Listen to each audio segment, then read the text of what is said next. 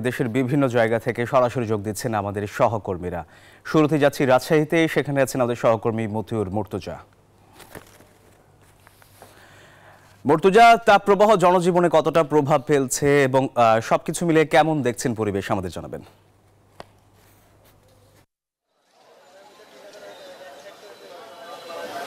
সোহাগ, রাজশাহীতে গত 24 ঘন্টায় সর্বোচ্চ তাপমাত্রা ছিল 40.2 ডিগ্রি সেলসিয়াস। আর আজকে সকাল 9টায় রাজশাহীর তাপমাত্রা ছিল 33.4 ডিগ্রি সেলসিয়াস। এবং রাজশাহীতে বেলা বাড়ার সঙ্গে সঙ্গে পাল্লা দিয়ে তাপমাত্রা বাড়ছে এবং সেই সাথে কমছে বাতাসের আর্দ্রতা। আর আবহাওয়া অফিস বলছে আগামী মাসের প্রথম সপ্তাহ পর্যন্ত এই তাপপ্রবাহ অব্যাহত থাকবে এবং বৃষ্টির কোনো সম্ভাবনা নেই।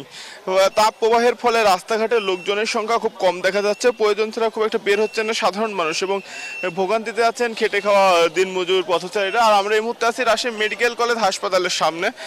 এই 1200 বেডের এই রাজশাহী মেডিকেল কলেজ হাসপাতালে প্রায় 2800 থেকে 2900 রোগী প্রতিদিন ভর্তি থাকছেন এবং হাসপাতাল কর্তৃপক্ষ বলছে যে এই অতিরিক্ত ভর্তি রোগীর অধিকাংশই গরমজনিত গরমজনিত যে রোগ রয়েছে সেই রোগী এবং তারা গরমজনিত নানা রোগে আক্রান্ত হচ্ছেন এবং হাসপাতালে চিকিৎসা নিচ্ছেন। তবে হাসপাতাল কর্তৃপক্ষের পূর্ণাঙ্গ প্রস্তুতি রয়েছে, তারা চিকিৎসা সরঞ্জাম, স্যালাইন সবকিছু প্রস্তুত করে রেখেছেন এবং সেই মোতাবেক চিকিৎসা দিচ্ছেন। স্যালাইনের কোনো সংকট রাজশাহী মেডিকেল কলেজ হাসপাতালে নেই।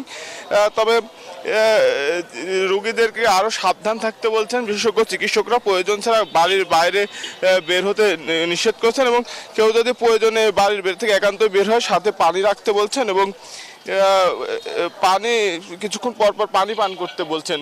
এবং রাজশাহীতে যে তাপপ্রবাহ, এই তাপপ্রবাহের ফলে গত 2 দিন আগে একজন কৃষক হিটস্ট্রোকে মারা গিয়েছেন এবং অন্যান্য যে সাধারণ মানুষ রয়েছে তারাও হিটস্ট্রোক জড়িত নানা রকম সমস্যায় আক্রান্ত হচ্ছেন। ফলে একটি আতঙ্ক বিরাজ করছে যে তাপপ্রবাহের ফলে অসুস্থ হওয়ার একটা প্রবণতাও রাজশাহীতে বাড়ছে এবং চিকিৎসকদের যে সতর্কবার্তা যেন প্রয়োজন ছাড়া কেউ ঘর থেকে বের না হয় এবং বের হলেও ছাতা নিয়ে বের হয়, সেই বিষয়টা সবাইকে মেনে চলার আহ্বান জানাচ্ছেন সংশ্লিষ্টরা। এই ছিল রাজশাহী থেকে সর্বশেষ। যশোর থেকে আরো খবর জানাচ্ছেন জীবন। আমরা যাচ্ছি জীবনের কাছে।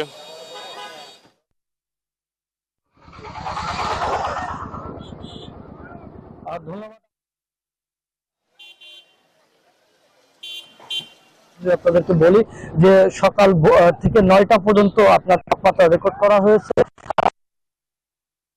এই যে তাপের যে তীব্রতা, সেই তীব্রতাই কিন্তু আসলে জনজীবনে অতিষ্ঠ হয়ে পড়তেছে। এবং এই অঞ্চলের যে আরেকটি ঘটনা আপনাদেরকে জানাই যে এই অঞ্চল থেকে সারা দেশে 60% রেণুপোনার যে মাছ, সে মাছ কিন্তু সরবরাহ করা হয় যশোর থেকে। এইখানে কিন্তু এই মাছের কিন্তু পোনার কিন্তু আপনার মারা যাচ্ছে এবং গরমে ক্ষতিগ্রস্ত হচ্ছে। এখানে কিছু মাছ চাষি রয়েছে, আমরা তাদের সাথে একটু কথা বলবো যে কি অবস্থা আপনাদের মাছের, যে এই যে তীব্র গরমে মাছের কি অবস্থা দেখতেছেন। আমাদের মূলত তো চারা মাছের ব্যবসা, ছোট ছোট মাছ। এই মাছ তো গরমে মনে করেন যে সব মায়ে মরে ছেড়ে যাচ্ছে। আর কলের বোরিং এ পানি নাই, বড় বোরিং এ পানি নাই, সাবমার্সিবল ফেল।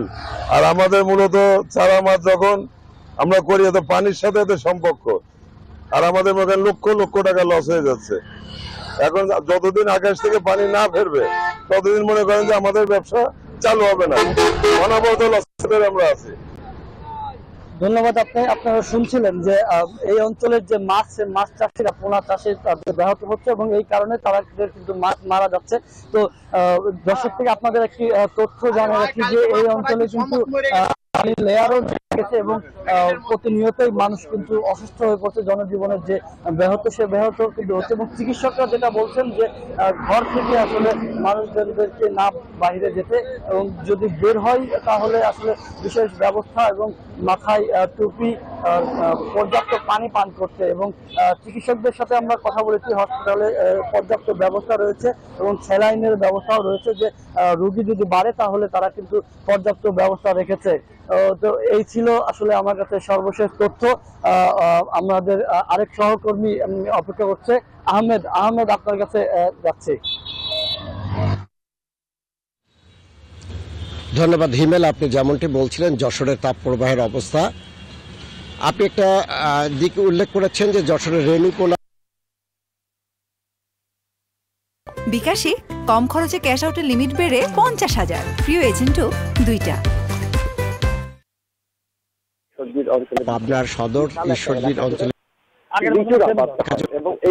লিচুর আবাদটা হয় এবং এই লিচুকে রাজধানী বলা হয় ঈশ্বরদীকে। আমি গতকালকে ঈশ্বরদীর লিচু বাগানগুলোতে পরিদর্শন করেছি। সেখানকার চাষিরা যেটা জানালেন তীব্র তাপপ্রবাহ এবং এই গরমের কারণে সমস্ত লিচুর গুটি, আমের গুটি ঝরে পড়ছে। তারা শ্যালো মেশিনের পানির লেয়ার পাচ্ছে না, যার জন্য তারা এখন সাবমার্সিবল পাম্পের উপর নির্ভরশীল হয়ে পড়েছেন। এতে তাদের বাড়তি খরচ দিতে হচ্ছে। তারা যেটা আশঙ্কা করে জানালেন যে গত 2 বছরের যেটা লোকসান ছিল লিচুতে, তাদের ধারণা ছিল যে এবার তারা লাভ করতে পারবেন, কিন্তু যেভাবে লিচুর গুটি, আমের গুটি ঝরে পড়ছে তাতে তাদের লোকসানের মাত্রা গত 2 বছরের রেকর্ডকে ছাড়িয়ে যাবে বলে তারা আশঙ্কা করছে। আমি এখন দাঁড়িয়ে রয়েছি পাবনা সিভিল সার্জন অফিসের পাশে। কথা বলছিলাম পাবনার সিভিল সার্জন শহীদুল্লাহ দেওয়ানের সাথে। তিনি যেটা জানালেন যে তীব্র তাপপ্রবাহে শিশু, বৃদ্ধ এবং বিশেষ করে গর্ভবতী মহিলাদের দুর্ভোগ সীমাহীন পর্যায়ে যেতে পারে। তারা স্বাস্থ্য সচেতনতামূলক কিছু বার্তা মাইকিংয়ের মাধ্যমে জেলা তথ্য অফিসের সহায়তা এবং এই বার্তাগুলো মেনে চলার জন্য তারা মানুষকে পরামর্শ দিচ্ছেন। পাবনা থেকে এই ছিল আমার কাছে তাপপ্রবাহের সর্বশেষ সংবাদ। ফিরে যাচ্ছি স্টুডিওতে। সোহাগ, ধন্যবাদ আপনাকে।